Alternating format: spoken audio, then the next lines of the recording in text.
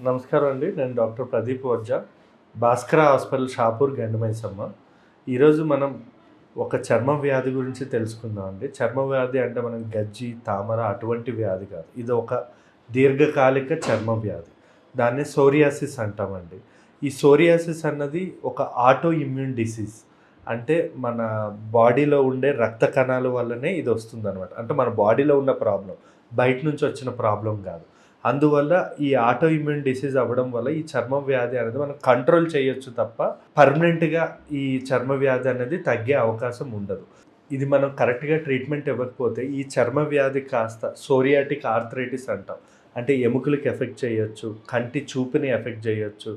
At the same time మన hair, మన బాడీలో ప్రతి పార్ట్ని కూడా ఇది ఎఫెక్ట్ చేసే అవకాశం ఉంటుందండి. సో ఈ చర్మ వ్యాధిలో మనకి ఏమవుతుంది అంటే స్కేల్స్ లాగా, అంటే చేప పొట్టులాగా ఊడిపోతూ ఉంటుందన్నమాట.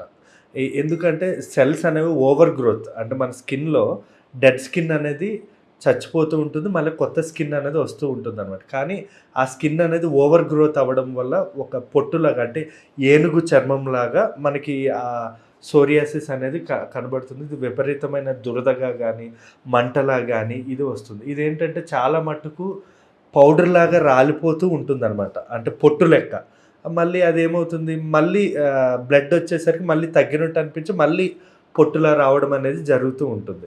సో ఇది మ్యాక్సిమం వంశపారంపరంగా హెరిడిటరీగా కూడా వచ్చే అవకాశాలు ఉంటుందండి ఈ చర్మ వ్యాధి ఏదైతే ఉందో. కొన్ని కొన్ని సందర్భాల్లో ఏంటంటే డాండ్రఫ్, తలలో డాండ్రఫ్లా రావడం కానీ, లేదా ఇది ఎక్కువ ఎల్బోస్, అంటే ఈ ఎల్బోస్, చేతులు, మోకాళ్ళు ఏదైతే రఫ్ ఏరియా ఉంటుందో ఆ రఫ్ ఏరియాలో వస్తుందన్నమాట. దీన్ని తగ్గియచ్చు తప్ప కంప్లీట్ క్యూర్ అనేది లేదు. ఎందుకంటే ఇది ఆటో ఇమ్యూన్ డిసీజ్ కాబట్టి రక్తంలో ఎంతో కొంత ఈ సోరియాసిస్ ప్రాబ్లం అనేది ఉంటుందన్నమాట. ఈ చర్మ వ్యాధి ఏదైతే ఉందో దీనికి ట్రిగ్గర్స్ అనేవి ఉంటాయి. అంటే కొన్నిటి వల్ల ఇది ఎక్కువ అయ్యే అవకాశం ఉంటుంది. మెయిన్గా చల్లని ప్రదేశాలు, చలికాలంలో ఈ చర్మ వ్యాధి ఎక్కువగా అవుతూ ఉంటుంది. ఇంకోటి స్మోకింగ్ చేసేవాళ్ళు, డ్రింకింగ్ చేసేవాళ్ళు, లేదా షుగర్, బీపీ, థైరాయిడ్ ఇలాంటి దీర్ఘకాలిక వ్యాధులు ఉన్న వాళ్ళలో ఈ చర్మ వ్యాధి అన్నది బాగా, అంటే ఇంకా ఎక్కువగా తగ్గకుండా ఎక్కువ రోజులు ఉండే అవకాశం అయితే ఉంటుందండి. దీని లక్షణాలు మీకు చెప్పా కదండి, బాగా దురద, మంట, పొట్టులా రావడం, తగ్గుతుండడం, మళ్ళీ ఎక్కువ అవ్వడం. ఇంకోటి జాయింట్ పెయిన్స్ రావడం, ఇంకా స్కిన్ అంతా ర్యాషెస్, తామరలాగా అనిపించడం, ఇలాంటివన్నీ కనబడతాయి. దీనికి ఎటువంటి ఆహారం తీసుకోవాలంటే ఎక్కువ పోషక ఆహారం, అంటే గ్రీన్ వెజిటబుల్స్, చేపలు, ఇంకా స్ట్రాబెర్రీస్ కానీ, విటమిన్ సి ఎక్కువ ఉన్న ఫుడ్స్ ఉంటాయి కదా, like oranges, mosambi, watermelon, pineapple ఇలాంటివన్నీ బాగా తీసుకోవాలి. ఫ్రూట్స్, ఇంకా పెరుగు, మజ్జిగ కూడా బాగా తీసుకుంటే మంచిదండి. Thank you.